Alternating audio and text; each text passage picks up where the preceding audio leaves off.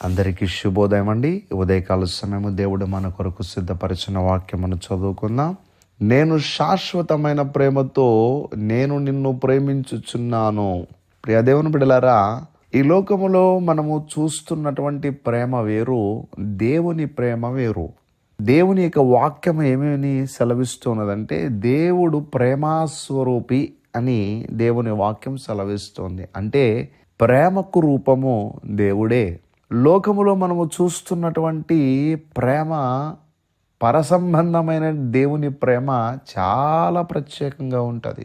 అంటే లోకములో ఎవరైనా మనల్ని ప్రేమించాలంటే మనలో ఏదో ఒక మంచి లక్షణం వారికి కనిపించాలి.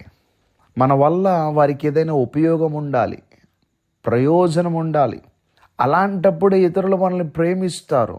లేదా మన దగ్గర సంపద ఉండాలి, మన దగ్గర జ్ఞానం ఉండాలి, లేదా మన దగ్గర గౌరవం ఉండాలి, లేకపోతే మన దగ్గర అధికారం ఉండాలి.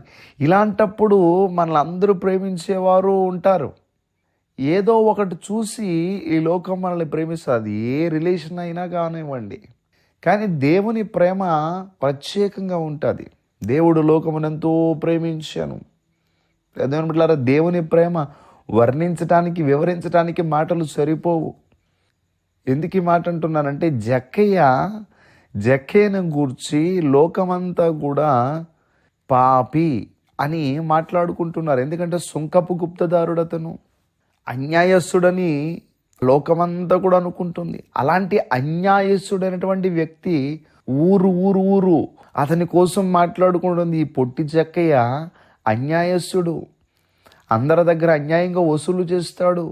ఆయన అందరూ కూడా అతన్ని అసహించుకుంటే దేవుడు మాత్రం అతన్ని ప్రేమించాడండి. మంచోళ్ళని కాదు ప్రేమించటం, చెడ్డవాడైనటువంటి ఆ యొక్క జక్కయ్యను దేవుడు ప్రేమిస్తున్నాడు. చాలా విచిత్రంగా అనిపిస్తుంది కదా దేవుని ప్రేమ. జక్కయ్య, నేడు నేను నీ ఇంటికి వస్తున్నా, నీ ఇంటికి రక్షణ వస్తుంది, ప్రభు మాట్లాడారు, నీ ఇంట్లో ఉండాల్సింది.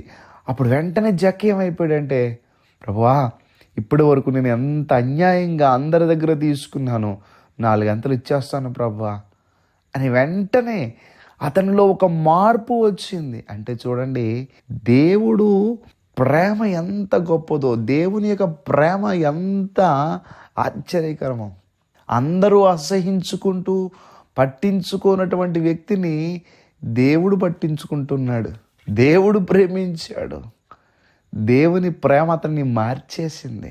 ప్రియ దేవుని బిడ్డలారా, ప్రేమ ఎంత శక్తి కలిగినదంటే, దేవుని ప్రేమ ఒక వ్యక్తి చెడ్డవాడైనటువంటి అన్యాయస్తుడైనటువంటి ఆ పొట్టి జక్కయ్యను, ఆ సుంకపు గుప్తదారుడును దేవుని ప్రేమ మార్చేసిందండి. అంత గొప్ప ప్రేమ. వాస్తవానికి దేవుని చేత ప్రేమించబడేసరికి జక్కయ్య అన్యాయస్తుడిగా ఉన్నాడు. అన్యాయస్తుడిని ఎవరైనా ప్రేమిస్తారా? మనమైతే ప్రేమించలేం. కానీ దేవుడైతే ప్రేమించి ఆ వ్యక్తిని మార్చేశాడు. జక్కయ్యనే కాదు కానీ ఈ మాటలు వింటున్నటువంటి మనం అందరం కూడా ఏదో ఒక లోపము కలిగినటువంటి వాళ్ళమే. కానీ దేవుని ప్రేమ మనల్ని వెతుక్కుంటూ వచ్చింది కనుక ఆ ప్రేమ మనల్ని మార్చగలిగినది. అందుకని దేవుని ప్రేమ ప్రత్యేకమైనది. నేను శాశ్వతమైన ప్రేమతో నేను నిన్ను ప్రేమించుచున్నాను. మన అందరినీ దేవుడు ప్రేమిస్తున్నాడు. ఆ ప్రేమ మనకి దొరికినందుకు మనం ధన్యులము. దేవుడి మాటలు మన వెనుకలో దీవించునుగాక. దయచేసి ప్రార్థన చేసుకుందాం.